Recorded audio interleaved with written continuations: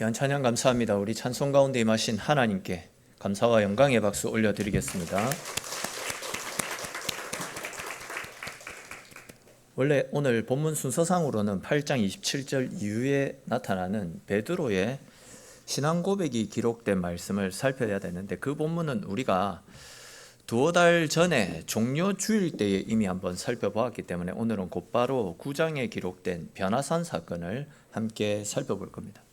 다만 우리가 이 9장 말씀을 정확하게 이해하기 위해서는 오늘 건너뛰었던 8장 27절 말씀의 내용이 무엇인지 알아야 되기 때문에 그 내용의 핵심만 한 가지 말씀을 드리면, 8장 27절 이후의 말씀에 보시면 베드로가 예수님을 향해 주는 그리스도시요 살아계신 하나님의 아들이십니다 라고 이렇게 믿음의 신앙 고백을 하는 장면이 나타나잖아요.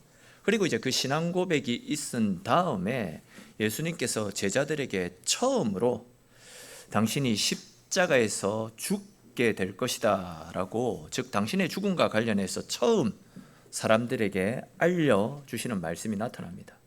오늘 우리가 살펴볼 말씀에서는 이렇게 예수님께서 제자들에게 당신이 곧 십자가에서 죽게 되실 것을 가르쳐 주신 다음에 그 일로 인해서 근심과 낙심 가운데 있는 제자들을 데리고 기도하러 가신 곳에서 일어났던 사건을 기록하고 있습니다.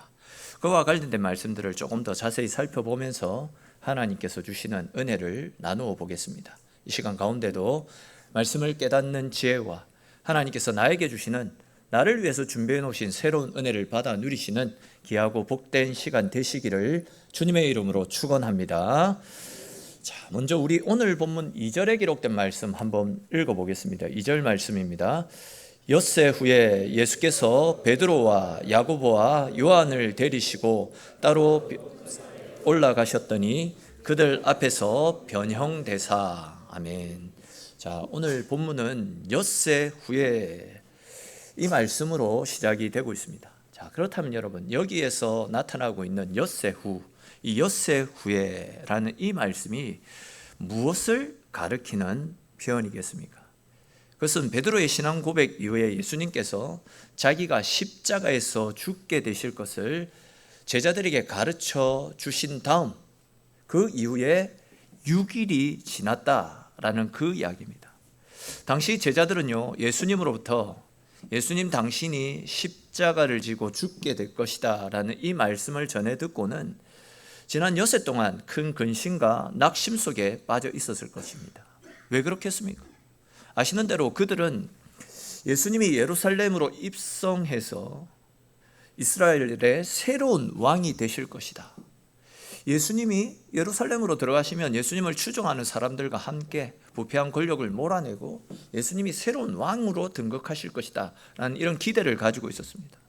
그러다 보니까 그들은, 제자들은 자기들이 예수님을 추종하고 예수님을 따랐기 때문에 예수님으로 말미암아 자기네들도 높은 벼슬자리 하나쯤은 얻을 수 있을 것이다, 이런 기대가 다 있었던 겁니다. 근데 그런 생각으로 모든 것을 버려둔 채 예수님을 따랐는데 예수님은 왕이 되시겠다 이렇게 말씀하시는 것이 아니라 이제 나는 십자가를 지고 죽게 될 것이다, 이런 말씀을 하시니 제자들의 입장에서는 얼마나 마음이 허망하고 또 얼마나 답답했겠습니까? 얼마나 낙심이 밀려왔겠습니까?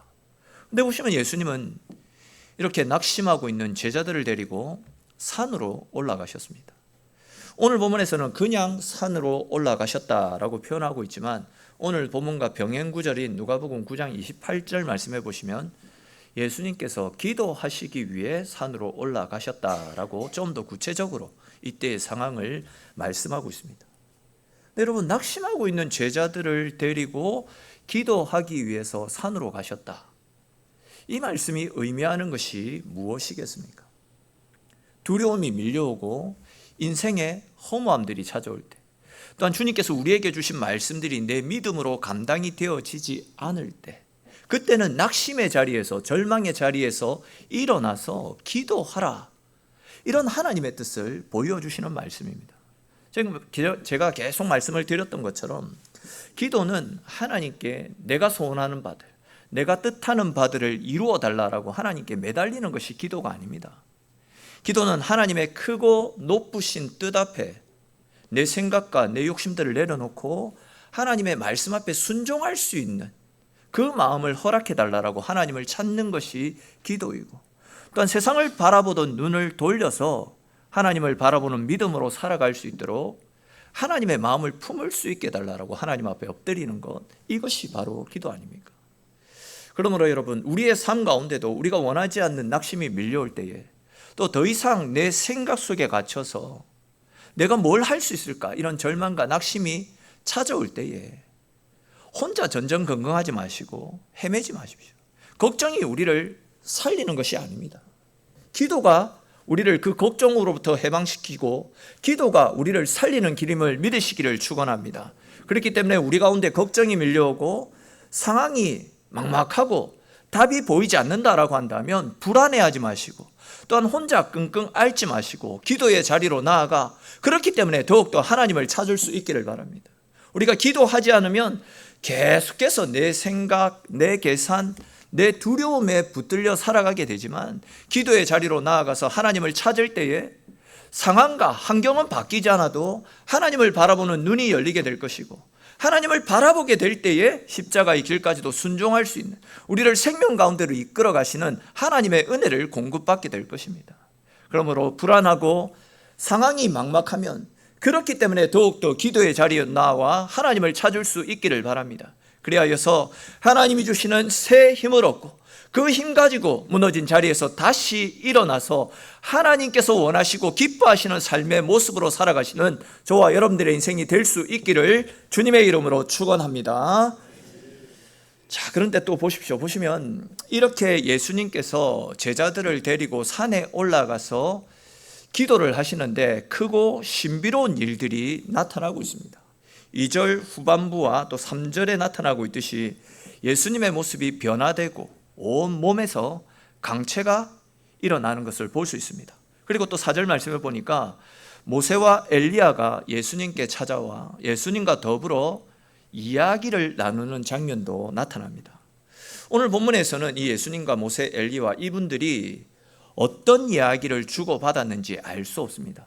근데 오늘 본문과 병행 구절인 누가복음 9장 31절 말씀해 보시면 이 세 분이 이 변화산에서 어떤 이야기를 나누었는지 정확하게 표현을 하고 있는데, 우리 누가복음 9장 31절 말씀 같이 한번 읽어보겠습니다. 영광 중에 나타나서 장차 예수께서 예루살렘에서 별세하실 것을 말할세. 아멘. 자, 무슨 말씀이냐면 예수님과 엘리야, 모세 이 세 분이 모여가지고 장차 예수님께서 당하실 십자가의 고난과 관련된 말씀들을 주고받았다라는 겁니다. 특별히 이제 여기에서 우리는 별세, 이 별세라는 단어에 주목할 필요가 있습니다. 이 별세라고 하는 단어를 헬라어 원어로 살펴보면 엑소돈이라는 단어가 사용되어졌습니다. 엑소돈. 근데 이 엑소돈이라는 단어는 엑소도스라는 단어에서 파생되어진 단어입니다. 근데 여러분, 엑소도스가 무슨 뜻입니까? 그렇죠, 출애굽. 엑소도스는 우리가 알고 있는 출애굽이라는 뜻을 가지고 있습니다. 그러니까 이 별세, 오늘 보면 9장 31절, 누가복음 9장 31절에 기록되어져 있는 이 별세라는 말이 무슨 이야기냐면, 예수님께서 십자가를 지고 죽으시고 세상을 떠나가시는 일이 예수님을 따르는 우리 모두에게는 새로운 차원의 출애굽이 시작되게 될 것임을 가르쳐 주시는 말씀입니다. 다시 말해서 예수님의 십자가의 죽으심을 통해서 예수님을 믿고 따르는 사람들이 죄의 종로로 타던 자리에서 해방되어지고, 또한 우리 인생을 짓누르는 두려움과 상처와 인생의 짐들로부터 건짐받게 되는 새로운 차원의 출애굽이 새롭게 열리게 될 것임을 가르쳐 주시는 말씀입니다. 그러니까 이제 여러분, 예수님의 십자가는 단순히 예수님께서 고난을 당하시고 죽으신 그 사건만을 가리키는 것이 아닙니다. 십자가는 예수님이 죽으시는 것으로 끝나는 것이 아니다라는 겁니다.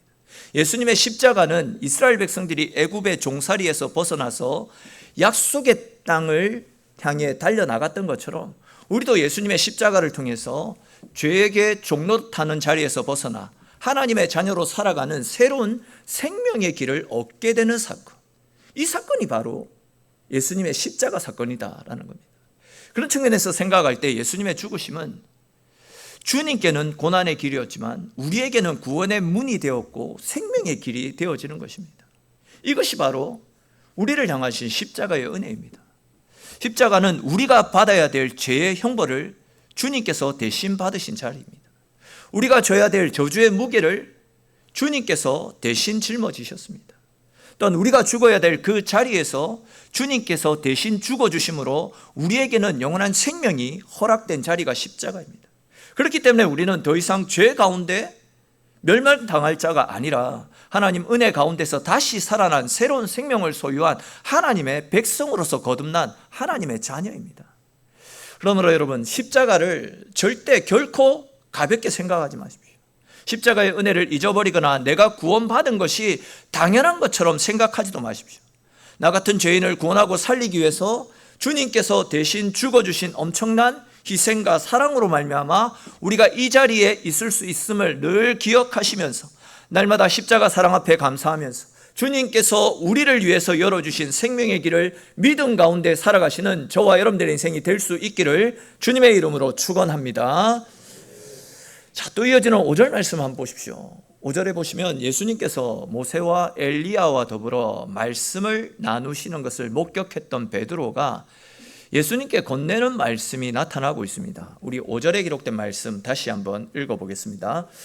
베드로가 예수께 고하되 랍비여, 우리가 여기 있는 것이 좋사오니 우리가 초막 셋을 짓되 하나는 주를 위하여, 하나는 모세를 위하여, 하나는 엘리야를 위하여 하사이다 하니. 아멘. 사실 금방 읽었던 이 마가복음 말씀만 보면 이 장면은 예수님께서 엘리야와 모세와 더불어서 말씀을 나누는 것을 목격했던 베드로가 그 영광스러운 장면에 압도되어서 예수님께 제가 예수님과 모세, 엘리야를 위해서 초막 셋을 짓겠습니다. 그러니 그분들과 더불어 우리 여기에서 함께 살면 안 되겠습니까? 라면서 진짜 뭔가 은혜스러운 분위기 속에서 은혜스러운 이야기로 예수님에게 이 말씀을 건네는 것처럼 보일 수 있습니다. 근데 이제 오늘 본문과 병행 구절인 누가복음 말씀해 보시면 이 장면이 결코 은혜스러운 환경 속에서 이루어진 말씀이 아님을 확인할 수 있습니다. 그 내용을 이제 잠시 말씀을 드리면 누가복음에 의하면 예수님께서 모세와 엘리야와 더불어서 이야기를 나누실 때에 그때 베드로와 제자들은 깊은 졸음에 빠져 있었다라는 것을 알 수 있습니다. 우리 누가복음 9장 32절 말씀 한번 읽어볼까요? 누가복음 9장 32절입니다. 베드로와 및 함께 있는 자들이 깊이 졸다가 온전히 깨어나 예수의 영광과 및 함께 선 두 사람을 보더니. 아멘. 자, 여러분, 이 장면을 한번 상상해 보십시오. 앞에서도 살펴본 것처럼 예수님께서 제자들을 데리고 산으로 올라가셨던 것은 이제 곧 예수님께서 짊어지시게 될 십자가 앞에서 제자들이 낙심하거나 무너지지 않도록 제자들을 붙잡아 주시기 위해서, 기도의 힘을 통해서 그들을 붙잡아 주시기 위해서 산으로 올라가신 것입니다. 다시 말해서 주님의 십자가를 믿음으로 받아들일 수 있는 힘을 공급받게 하시려고 제자들을 이끌고 기도의 자리로 나아가신 것입니다. 그렇다면 이 시간에는 기도를 해야 됩니다. 그런데 이 중요한 시기에 제자들은 오히려 깊이 졸고 있었다라고 말씀하고 있습니다. 즉 예수님은 기도로 십자가를 준비하고 계셨는데 제자들은 잔다고 그 시간을 그냥 흘러 보내고 있었던 것입니다. 바로 여기에서 예수님과 제자들의 차이가 드러나고 있지 않습니까? 위기를 앞에 두고 기도하셨던 예수님은 모세와 엘리야를 만나서 장차 이루어 가실 십자가의 길에 대해서 말씀을 나누고 계셨습니다. 그리고 이 시간들을 통해서 예수님은 하나님 아버지 뜻 안에서 십자가의 길을 흔들림 없이 걸어가실 것을 우리에게 보여주셨습니다. 하지만 잠들어 있었던 제자들은 누가복음 9장 33절에 기록된 말씀처럼 그 영광스러운 자리에 함께 참여하지 못했고 모세와 엘리야가 거기를 떠나가려는 그 찰나, 마지막 순간을 뒤늦게 보게 될 뿐이었습니다. 그러다 보니까 그 상황이 베드로 입장에서는 얼마나 아쉬웠겠습니까? 즉 자기가 깊이 졸다가 눈을 떴는데 예수님의 몸에서는 영광스러운 광채가 흘러나오고 있고, 또 예수님 옆에는 이스라엘 백성들이 그토록 존경하고 추앙했던 모세와 엘리야가 서 있었는데, 그 영광스러운 자리에 함께하고 싶어서 그곳으로 가고 있는 중에 모세와 엘리야가 그 자리를 떠나려고 하는 그런 찰나였습니다. 이에 베드로가 너무나도 아쉬운 나머지 5절에 기록된 말씀처럼 예수님께, 예수님, 우리가 여기 있는 것이 훨씬 좋겠습니다. 그러니 우리가 여기에서 초막 3개를 지어서 하나는 주님이 거하시고, 하나는 모세가 거하시고, 하나는 엘리야가 거하면서 우리 여기에서 그냥 살면 안 되겠습니까? 이런 이야기를 하고 있는 겁니다.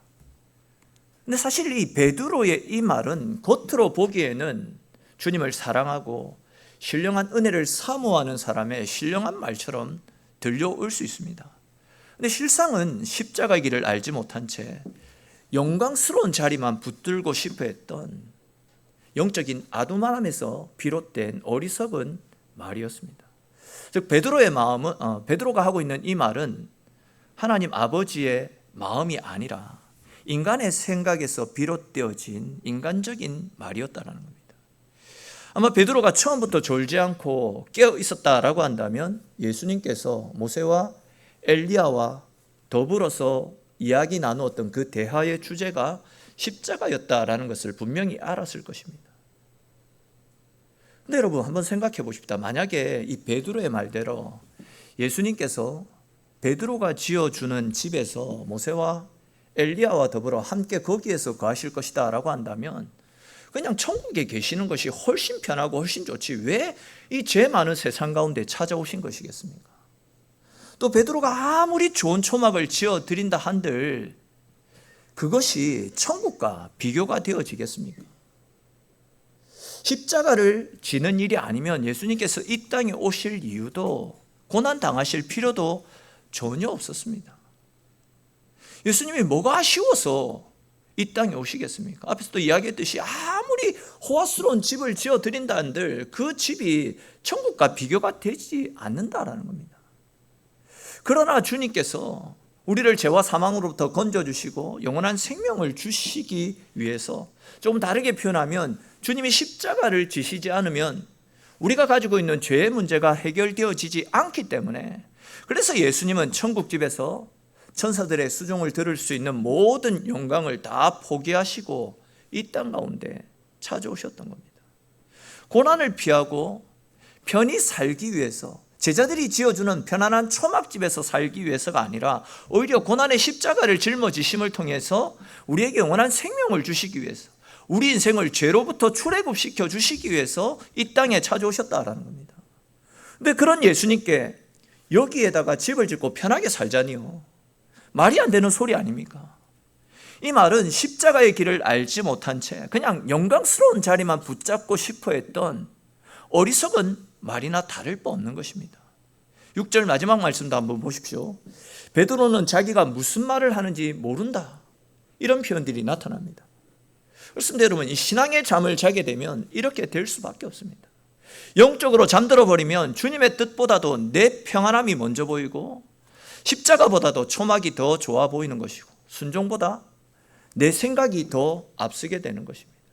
영적인 눈이 뜨이지 않으면, 영적인 귀가 열리지 않으면 우리와 함께 하시고 우리를 도우시는 하나님을 보지 못하고 은혜 가운데 나아가지 못하고 이렇게 세상을 추구하며 세상에 푹 빠져서 하나님과 상관없는 삶을 살 수밖에 없다라는 것입니다. 그래서 깨어있지 않는 신앙은 결국 주님을 따르는 길보다도 내가 편한 자리에서 내가 원하는 내 기쁨을 만족시키는 하나님만 찾게 되는 것입니다.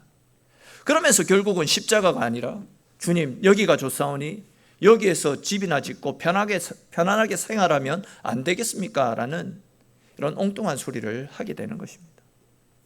어쩌면 이러한 베드로의 모습은 우리네 모습과 일치하지 않겠나 생각됩니다. 우리 역시도 기도해야 될 때 기도하지 않고 말씀 앞에 깨어 있어야 될 때 깨어 있지 않으면 하나님께서 주시는 깊은 은혜를 누리지 못합니다. 이렇게 예배의 자리에 앉아 있어도 마음은 세상 염려와 걱정에 붙잡히게 되고 또 기도해야 될 시간에 내 생각과 내 계산만 붙잡고 있으면 기도를 통해서 하나님이 허락하여 주시는 위로를 받지 못하고 주님께서 허락하여 주시는 새 힘을 공급받지 못한 채 여전히 산 아래의 현실로 인해서, 즉 우리 삶을 둘러싸고 있는 이런저런 문제로 인해서 절망하고 좌절하고 아파할 수밖에 없는 것입니다. 그러므로 여러분, 기도해야 될 때에 깨어서 기도하시기를 바랍니다. 은혜의 자리를 절대 가볍게 여기지 마십시오. 기도의 시간들을 뒤로 미루지도 마십시오. 말씀 앞에 서야 될 때에 졸지도 마십시오. 주님께서 나를 부르시는 자리에서 영적으로 잠들지도 마십시오. 예수님은 기도로 십자가를 준비하셨습니다. 기도하지 않아도 되시는 하나님이신 예수님께서도 이렇게 고난의 순간에, 아픔의 순간에, 위기의 순간에, 그때뿐만이 아니라 수시로 하나님 앞에 기도하며 하나님의 힘을 공급받고 그 기도의 힘으로 당신의 사역들을 감당하셨습니다. 그리고 그 기도의 자리에서 십자가의 길이 하나님 뜻 안에 있는 영광스러운 길임을 다시금 확증하시면서 새 힘을 얻어 십자가의 길을 걸어 나가셨던 것입니다. 그렇습니다. 여러분, 기도는 이렇게 우리를 하나님의 뜻 가운데서 온전히 세워주는 것, 세상을 바라보는 우리의 시선을 돌려서 하나님의 마음을 이해하고 하나님 뜻 안에 멈춰 설 수 있도록 우리를 붙잡아 주시는 것이 기도입니다. 내가 피하고 싶은 길이라도 그 길이 하나님 뜻 안에 있는 길임을 깨닫게 하시고 그 길을 믿음으로 감당할 수 있도록 우리의 마음을 붙잡아 주는 것, 그것이 바로 기도를 통해서 하나님이 허락하여 주시는 하나님의 은혜인 것입니다. 그렇기 때문에 우리도 예수님처럼 수시로 기도의 자리에서 기도하며 하나님의 힘을 공급받을 수 있기를 바랍니다. 그렇게 해야지 우리 앞에 놓여있는 십자가의 길을 믿음으로 감당할 수 있게 되는 것입니다. 그렇게 해야지 내 뜻과 주님의 뜻을 분별하게 되고 고난 가운데서도 무너지지 않고 주님께서 맡겨주신 은혜의 삶을 믿음으로 끝까지 감당해 나갈 수 있게 되는 것입니다. 그러므로 여러분, 우리의 영혼이 다시금 말씀으로 기도로 깨어날 수 있기를 바랍니다. 내 생각이 앞서서 주님보다 내 생각을 더 붙잡지 마시고 내 욕심 때문에 순종할 자리에서 물러서지도 마시고 언제나 주님 뜻대로 주님의 말씀 안에서 주님을 기쁘시게 해드리고 주님께 영광 돌릴 수 있는 저와 여러분들의 인생이 될 수 있기를 주님의 이름으로 축원합니다. 자, 이제 마지막으로 이거 하나만 더 간단하게 살펴보고 말씀을 마무리하겠습니다. 앞에서 살펴본 대로 만약 예수님께서 이 베드로의 말대로 그 산 위에다가 초막을 짓고 거기에서 계속 사셨다면, 즉 예수님께서 편안한 삶을 선택해서 거기에 계속 유하셨다라고 한다면 어떤 일들이 일어나겠습니까? 우리 읽지는 않았지만 9장 14절 이후의 말씀에 보시면 제자들이 산 위에서 황홀경을 경험하는 동안에 산 아래에서는 귀신 들린 아이가 예수님을 만나보지도 못한 채, 즉 고통받고 있는 모습들이 나타나고 있습니다. 만약 예수님이 산 위에서 내려오시지 않았다라고 한다면 귀신 들린 그 아이는 예수님을 만나지 못한 채 귀신이 들린 고통 가운데 평생을 살아야만 했을 것입니다. 조금 다른 관점에서 생각을 해보면 여전히 세상은 어둠의 권세들이 판을 치고 있습니다. 그 어둠의 세력들이 하나님의 백성들을 죽음으로 몰아가고 있는 상황입니다. 그런 상황인데도 우리 주님께서 변화산에 계속 머물러 계셨다라고 한다면 고난 가운데 떨어진 어둠의 권세 가운데 짓눌려 살아가고 있는 그 수많은 생명들은 어떻게 되겠습니까? 그러나 우리 예수님은 그런 영혼들을 긍휼히 여겨주셨기 때문에 영광스러운 산 위에 머물러 계시지 않으시고 고통받고 있는 우리들이 살고 있는 산 아래로 내려오셨고 마침내 우리를 구원하고 살리기 위해서 십자가의 자리까지 내려가셨던 겁니다. 마찬가지입니다.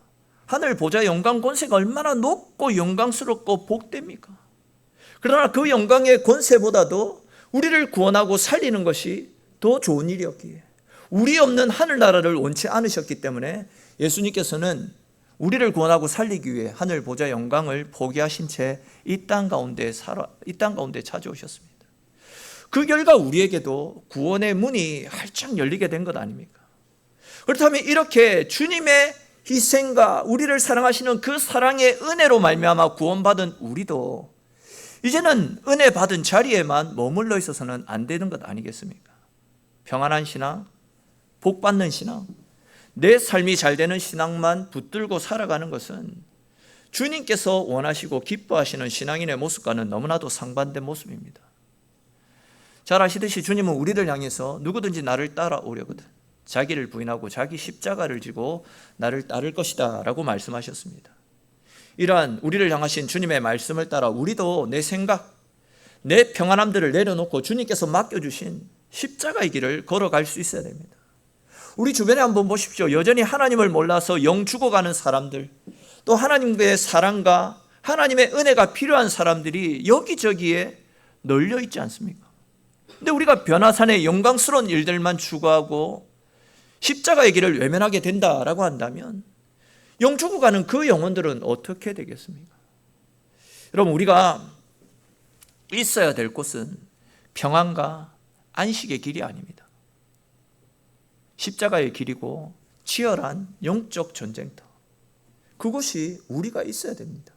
자주 말씀을 드렸듯이 예수님은 공생의 사역을 하실 때 잔치집 또한 권세 있는 자들, 힘 있는 사람들과 어울리지 않았습니다. 고난의 길을 찾아가셨고 병들고 약하고 힘없는 사람들을 찾아가셨습니다. 다르게 표현하면 예수님이 계시는 곳은 고난의 길이었습니다.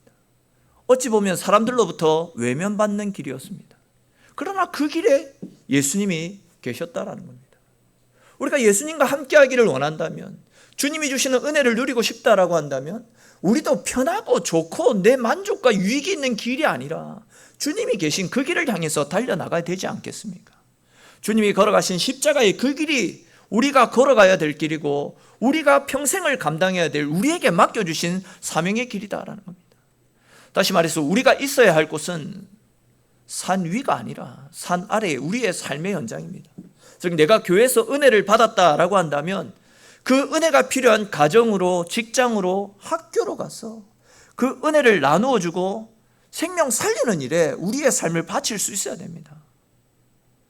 그런데 여러분, 우리가 어떻게 그 길을 걸어 나갈 수 있겠습니까? 즉 어떻게 우리가 평안한 자리에 머물러 싶은 그런 마음들을 다 내려놓고 다시 산 아래에 우리에게 맡겨주신 사역의 현장 가운데 달려나갈 수 있겠습니까? 그 답은 결국 하나입니다. 오늘 본문에서 그 답을 제시하고 있습니다. 다른 것이 아니라 우리의 눈에 예수님만 보이면 되는 겁니다. 우리 오늘 본문 8절 말씀 한번 읽어볼까요? 8절 말씀 같이 읽겠습니다.